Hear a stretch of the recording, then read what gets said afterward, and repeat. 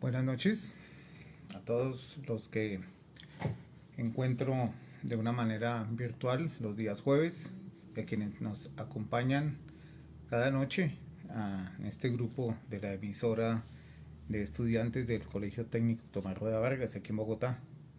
Eh, Hoy una noche algo fría, al menos acá en el occidente de la ciudad.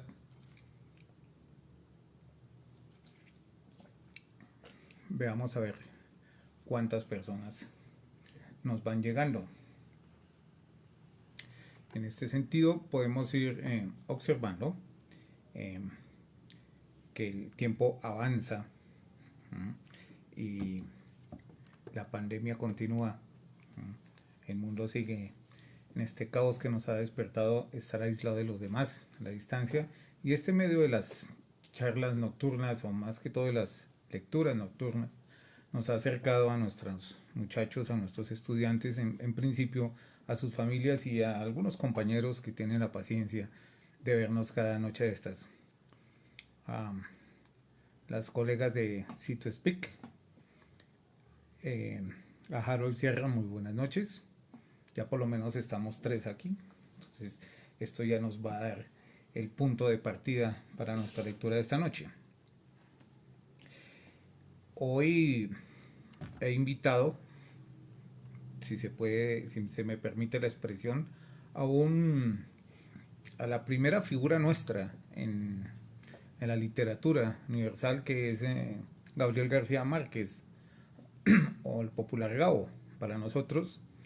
Recuerdo, premio Nobel de Literatura, el único que hasta ahora tenemos, esta tierra de grandes escritores. Colombia solo hasta ahora ha sido Gabo el único que ha sido galardonado con el máximo premio de la literatura. Sin embargo, algún día, ustedes los más jóvenes, es posible que vean a algunos otros de nuestros escritores en ese exclusivo eh, puesto de los premios Nobel de Literatura. Vamos a ver qué más tenemos. Luz Ángela, buenas noches. También la escuché antier, lo digo públicamente, aunque hoy me acusaste que no. Sí, te escuché antier. De hecho, las escucho a todas. A Luz Ángela, a Zulay, ¿sí? A nuestra bibliotecaria, ya sabe que la tengo entre ojos y oídos. Y eventualmente a quienes se aventuren, ojalá sean otros rostros de estudiantes y de profesores, y por qué no un padre de familia que alguna vez nos acompañe en este punto. Creo que es tiempo de iniciar con uno de los libros más interesantes de Gabo, eh, que recoge varios escritos de él y que está bajo el título de 12 cuentos peregrinos. De esos cuentos, no sé cuál sea el más llamativo, tal vez señor presidente, buen viaje señor presidente, que sería el primero, pero yo he escogido para esta noche uno que se intitula La Santa. Y vamos a comenzar nuestra lectura de La Santa, en 12 cuentos peregrinos de Gabriel García Márquez. 22 años después, volví a ver a Margarito Duarte.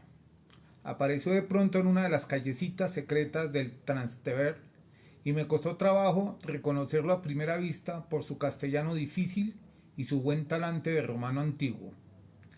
Tenía el cabello blanco y escaso y no le quedaban rastros de la conducta lúgubre y las ropas funerarias del letrado andino con que había venido a Roma por primera vez, pero en el curso de la conversación fui rescatándolo poco a poco de las perfidias de sus años y volví a verlo como era, sigiloso, imprevisible y de una tenacidad de picapedrero.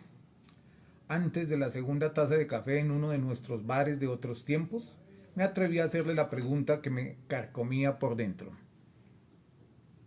¿Qué pasó con la santa? Ahí está la santa, me contestó, esperando. Solo el tenor Rafael Ribeiro Silva y yo podíamos entender la tremenda carga humana de su respuesta. Conocíamos tanto su drama que durante años pensé que Margarito Duarte era el personaje en busca de autor que los novelistas esperamos durante toda una vida, y si nunca dejé que me encontrara fue porque el final de su historia me parecía inimaginable. Había venido a Roma en aquella primavera radiante en que Pío XII padecía una crisis de hipo que ni las buenas ni las malas artes de médicos y hechiceros habían logrado remediar. Salía por primera vez de su escarpada aldea del Tolima, en los Andes colombianos, y se le notaba hasta en el modo de dormir. Se presentó una mañana en nuestro consulado con la maleta de pino lustrado, que por la forma y el tamaño parecía el estuche de un violonchelo, y le planteó al cónsul el motivo sorprendente de su viaje. El cónsul llamó entonces por teléfono al tenor Rafael Ribeiro Silva, su compatriota, para que le consiguiera un cuarto en la pensión donde ambos vivíamos. Así lo conocí. Margarito Duarte no había pasado de la escuela primaria, pero su vocación por las bellas letras le había permitido una formación más amplia con la lectura apasionada de cuanto material impreso encontraba a su alcance. A los 18 años, siendo el escribano del municipio, se casó con una bella muchacha que murió poco después en el parto de la primera hija. Esta, más bella aún que la madre, murió de una fiebre esencial a los 7 años. Pero la verdadera historia de Margarito Duarte había empezado 6 meses antes de su llegada a Roma, cuando hubo que mudar el cementerio de su pueblo para construir una represa. Como todos los habitantes de la región, Margarito desenterró los huesos de sus muertos para llevarlos al cementerio nuevo. La esposa era polvo. En la tumba contigua, por el contrario, la niña seguía intacta después de 11 años, tanto que cuando destaparon la caja se sintió. Perdón. Nos perdimos aquí un momento en el texto, disculpen ustedes. Ya. Repito, la esposa era polvo. En la tumba contigua, por el contrario, la niña seguía intacta después de 11 años, tanto que cuando destaparon la caja se sintió el vaho de las rosas frescas con que la habían enterrado. Lo más asombroso, sin embargo, era que el cuerpo carecía de peso. Centenares de curiosos atraídos por el clamor del milagro desbordaron la aldea. No había duda. Lo incorruptible del cuerpo era un síntoma inequívoco de la santidad, y hasta el obispo de la diócesis estuvo de acuerdo en que semejante prodigio debía someterse al veredicto del Vaticano. De modo que se hizo una colecta pública para que Margarito Duarte viajara a Roma a batallar por una causa que ya no era solo suya, ni del ámbito estrecho de su aldea, sino un asunto de la nación. Mientras nos contaba su historia en la pensión del apacible barrio de Panoli, Margarito Duarte quitó el candado y abrió la tapa del baúl primoroso. Fue así como el tenor Ribeiro Silva y yo participamos del milagro. No pareció una momia marchita como las que se ven en tantos museos del mundo, sino una niña vestida de novia que siguiera dormida al cabo de una larga estancia bajo la tierra. La piel era tersa y tibia, y los ojos abiertos eran diáfanos y causaban la impresión insoportable de que nos veían desde la muerte. El raso y los azahares falsos de la corona no habían resistido al rigor del tiempo con tan buena salud como la piel, pero las rosas que le habían puesto en las manos permanecían vivas. El peso del estuche de pino, en efecto, siguió siendo igual cuando sacamos el cuerpo. Margarito Duarte empezó sus gestiones al día siguiente de la llegada, al principio con una ayuda diplomática más compasiva que eficaz, y luego con cuantas artimañas se le ocurrieron para sortear los incontables obstáculos del Vaticano. Fue siempre muy reservado sobre sus diligencias, pero se sabía que eran numerosas e inútiles. Hacía contacto con cuantas congregaciones religiosas y fundaciones humanitarias encontraba a su paso, donde lo escuchaban con atención pero sin asombro y le prometían gestiones inmediatas que nunca culminaron. La verdad es que la época no era la más propicia. Todo lo que tuviera que ver con la Santa Sede había sido postergado hasta que el Papa superara la crisis de hipo, resistente no solo a los más refinados recursos de la medicina académica, sino a toda clase de remedios mágicos que le mandaban del mundo entero. Por fin, en el mes de julio, Pío XII se repuso y fue a sus vacaciones de verano en Castel Gandolfo. Margarito llevó la santa a la primera audiencia semanal con la esperanza de mostrársela. El Papa apareció en el patio interior en un balcón tan bajo que Margarito pudo ver sus uñas bien pulidas y alcanzó a percibir su hálito de lavanda.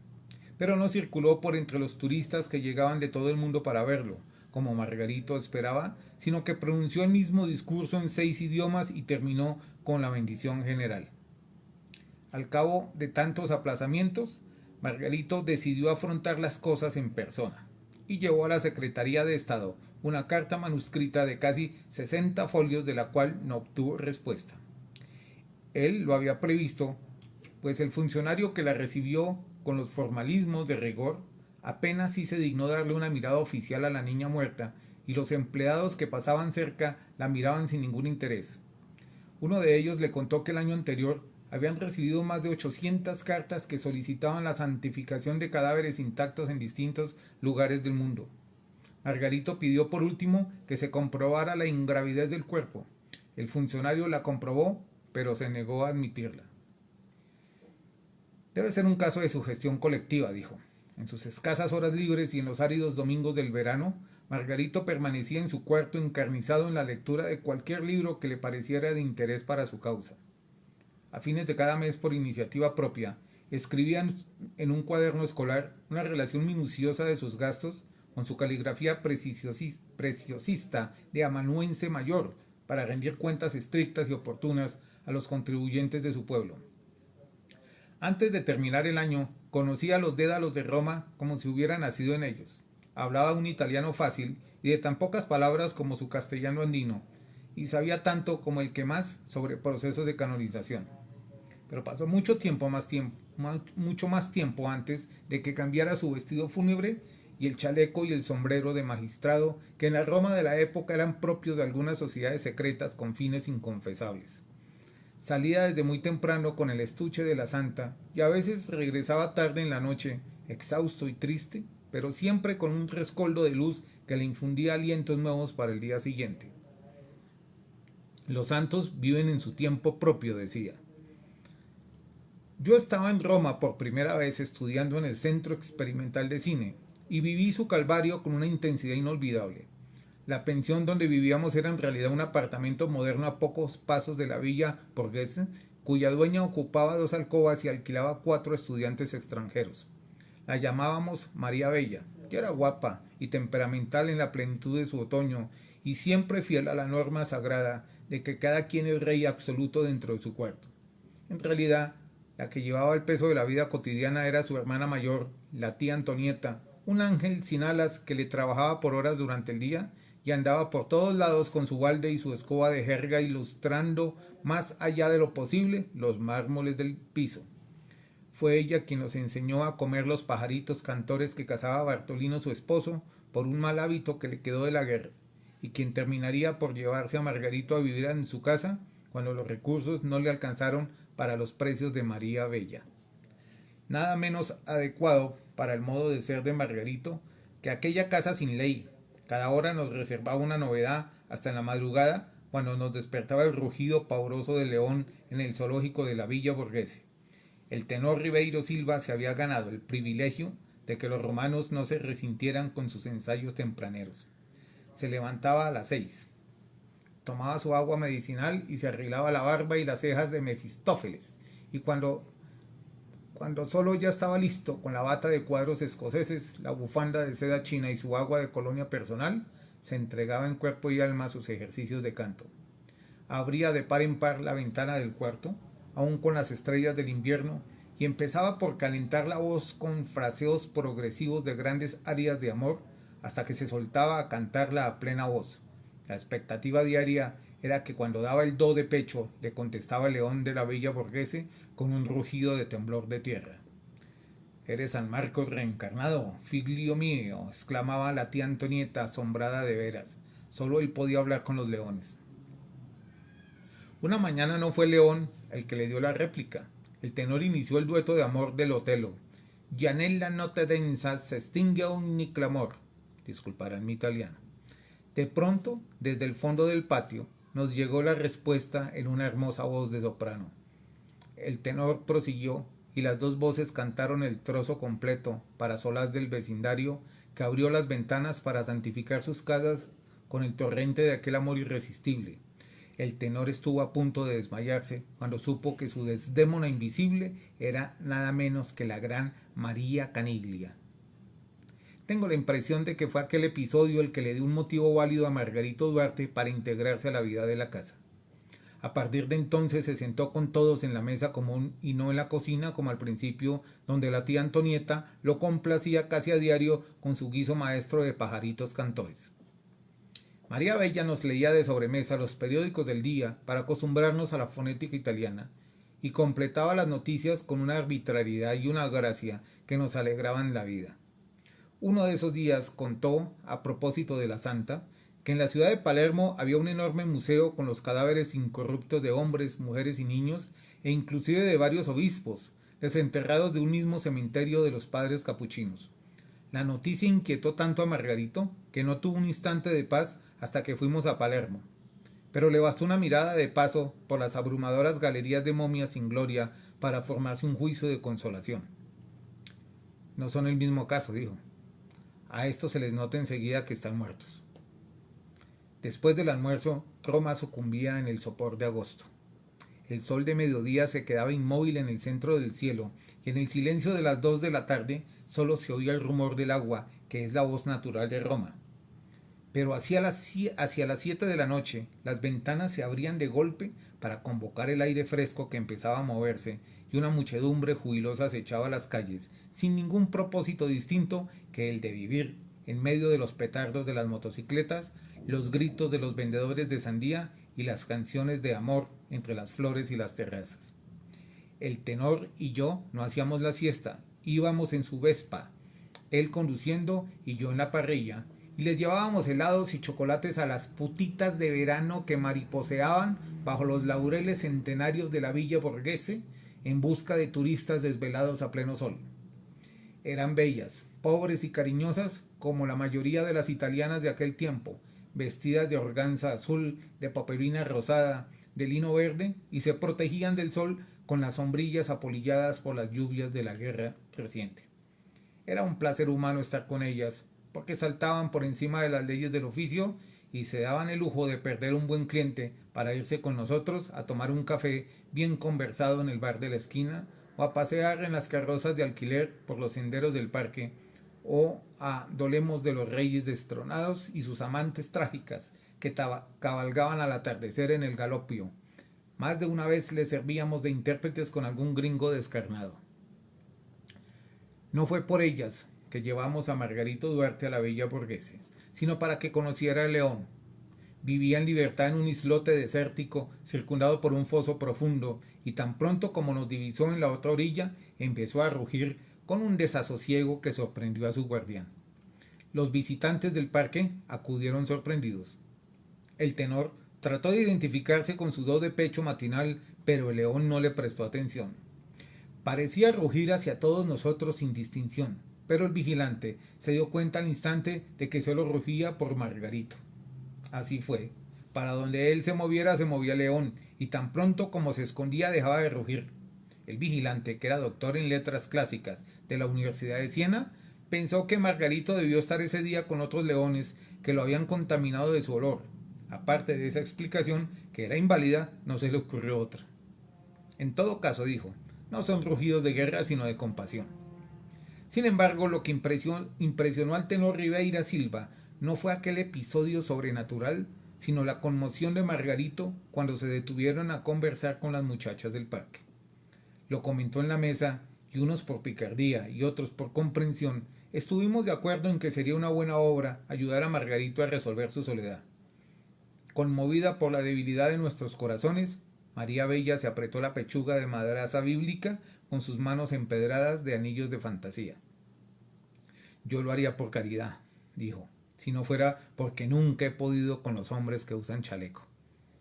Fue así como el tenor pasó por la Villa Borghese a las 2 de la tarde y se llevó en ancas de su Vespa la mariposita que le pareció más propicia para darle una hora de buena compañía a Margarito Duarte. La hizo desnudarse en su alcoba, la bañó con jabón de olor, la secó, la perfumó con su agua de colonia personal y la empolvó de cuerpo entero con su talco alcanforado para después de afeitarse. Por último, le pagó el tiempo que ya llevaba ni una hora más y le indicó letra por letra lo que debía hacer. La bella desnuda atravesó en puntillas la casa en penumbras como un sueño de la siesta y dio 2 golpecitos tiernos en la alcoba del fondo. Margarito Duarte, descalzo y sin camisa, abrió la puerta. Buonasera, giovanotto, le dijo ella, con voz y modos de colegiala. Mi manda il tenore. Margarito asimiló el golpe con una gran dignidad. Acabó de abrir la puerta para darle paso y ella se tendió en la cama mientras él se ponía a toda prisa la camisa y los zapatos para atenderla con el debido respeto. Luego se sentó a su lado en una silla e inició la conversación.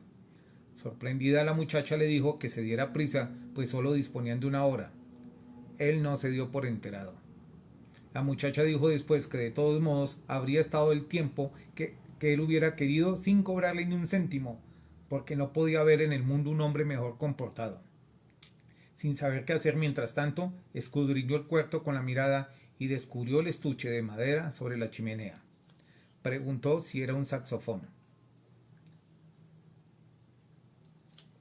Margarito no le contestó, sino que entreabrió la persiana para que entrara un poco de luz. Llevó el estuche a la cama y levantó la tapa.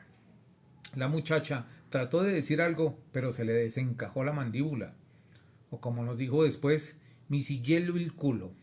Escapó despavorida, pero se equivocó de sentido en el corredor y se encontró con la tía Antonieta, que iba a poner una bombilla nueva en la lámpara de mi cuarto. Fue tal el susto de ambas que la muchacha no se atrevió a salir del cuarto del tenor hasta muy entrada la noche. La tía Antonieta no supo nunca qué pasó. Entró en mi cuarto tan asustada que no conseguía atornillar la bombilla en la lámpara por el temblor de las manos. Le pregunté qué le sucedía. Es que en esta casa espanta, me dijo, y ahora a pleno día. Me contó con una gran convicción que durante la guerra un oficial alemán degolló a su amante en el cuarto que ocupaba el tenor. Muchas veces, mientras andaba en sus oficios, la tía Antonieta había visto la aparición de la bella asesinada recogiendo sus pasos por los corredores. Acabo de verla caminando en pelota por el corredor, dijo. Era idéntica. La ciudad recobró su rutina en otoño. Las terrazas floridas del verano se cerraron con los primeros vientos y el tenor y yo volvimos a la vieja tractoría del Trastevere, donde solíamos cenar con los alumnos del canto del conde Carlo Calgani y algunos compañeros míos de la escuela de cine. Entre estos últimos, el más asiduo era Lakis, un griego inteligente y simpático, cuyo único tropiezo eran sus discursos adormecedores sobre la injusticia social. Por fortuna, los tenores y los sopranos lograban casi siempre derrotarlo con trozos de ópera cantados a toda voz que sin embargo no molestaban a nadie aun después de la medianoche. Al contrario, algunos trasnochadores de paso se sumaban al coro y en el vecindario se abrían ventanas para aplaudir. Una noche mientras cantábamos, Margarito entró en puntillas para no interrumpirnos. Llevaba el estuche de pino que no había tenido tiempo de dejar en la pensión, después de mostrarle la santa al párroco de San Juan de Letrán, cuya influencia ante la sagrada congregación del rito era de dominio público. Alcancé a ver de soslayo que lo puso debajo de una mesa apartada y se sentó mientras terminábamos de cantar. Como siempre ocurría al filo de la medianoche, reunimos varias mesas cuando la tractoría empezó a desocuparse y quedamos juntos los que cantaban, los que hablábamos de cine y los amigos de todos. Y entre ellos Margarito Duarte, que ya era conocido allí como el colombiano silencioso y triste del cual nadie sabía nada. Lakis, intrigado, le preguntó si tocaba el violonchelo. Yo me sobrecogí con lo que me pareció una indiscreción difícil de sortear.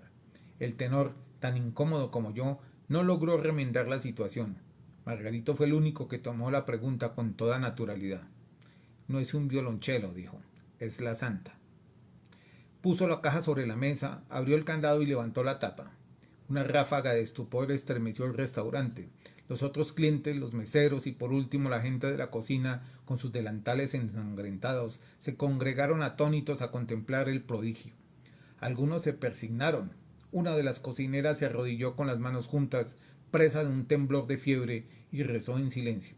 Sin embargo, pasada la conmoción inicial, nos enredamos en una discusión a gritos sobre la insuficiencia de la santidad en nuestros tiempos. Lakis, por supuesto, fue el más radical. Lo único que quedó en claro al final fue su idea de hacer una película crítica con el tema de la santa. Estoy seguro, dijo, que el viejo Cesare no dejaría escapar este tema. Se refería a Cesare Sabatini, nuestro maestro de argumento y guión, uno de los grandes de la historia del cine y el único que mantenía con nosotros una relación personal al margen de la escuela. Trataba de enseñarnos no solo el oficio, sino una manera distinta de ver la vida. Era una máquina de pensar argumentos. Le salían a borbotones casi contra su voluntad. Y con tanta prisa que siempre le hacía falta la ayuda de alguien para pensarlos en voz alta y atraparlos al vuelo. Solo que al terminarlos se le caían los ánimos. Lástima que haya que filmarlo, decía, pues pensaba que en la pantalla perdería mucho de su magia original. Conservaba las ideas en tarjetas ordenadas por temas y prendidas con alfileres en los muros, y tenía tantas que ocupaban una alcoba de su casa. El sábado siguiente fuimos a verlo con Margarito Duarte. Era tan goloso de la vida que lo encontramos en la puerta de su casa de la calle Ángela Merici, ardiendo de ansiedad por la idea que le habíamos anunciado por teléfono. Ni siquiera nos saludó con la amabilidad de costumbre, sino que llevó a Margarito a una mesa preparada y él mismo abrió el estuche. Entonces ocurrió lo que menos imaginábamos. En vez de enloquecerse como era previsible, sufrió una especie de parálisis mental. «¡Amamasa!», murmuró espantado.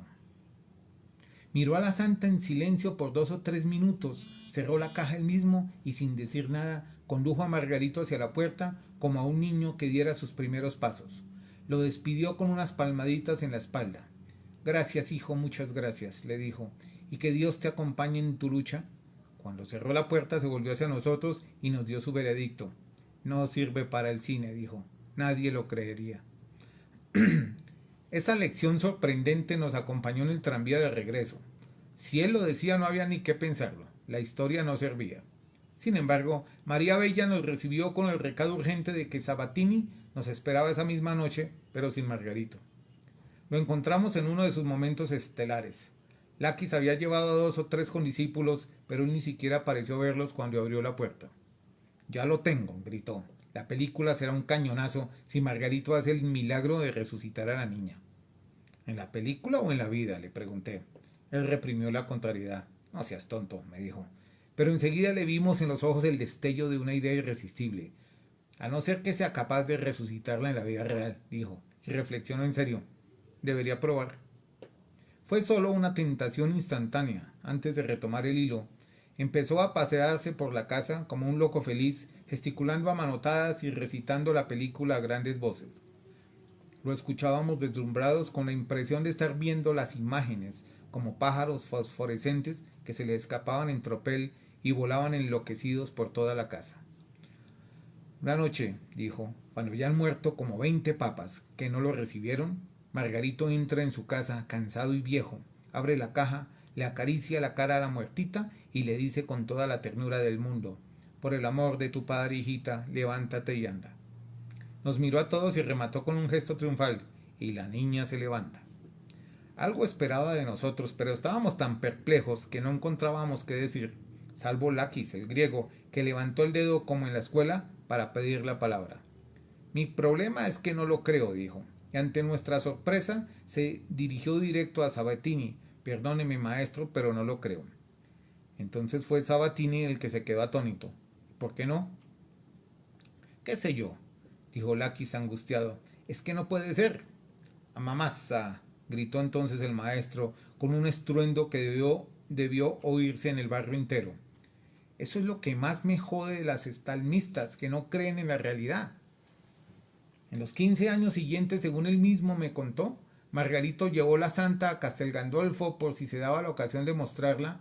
En una audiencia de unos 200 peregrinos de América Latina alcanzó a contar su historia, entre empujones y codazos, al benévolo Juan XXIII. Pero no pudo mostrarle a la niña porque debió dejarla a la entrada, junto con los morrales de otros peregrinos, en previsión de un atentado.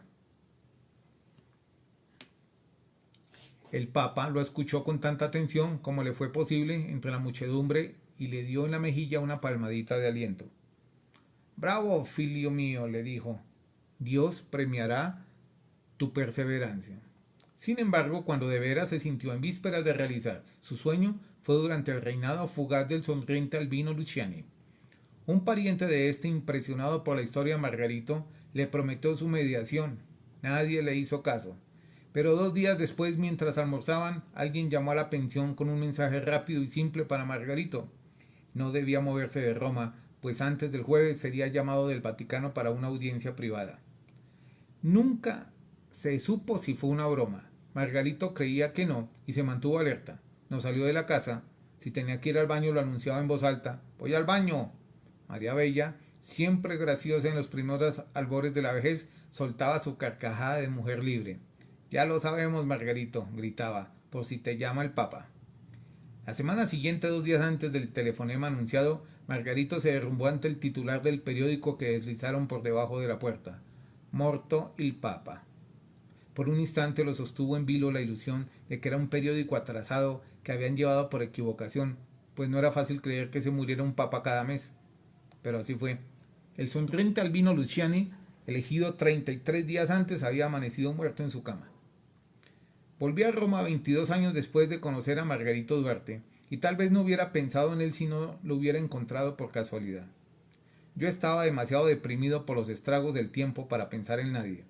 Caía sin cesar una llovizna boba, como de caldo tibio.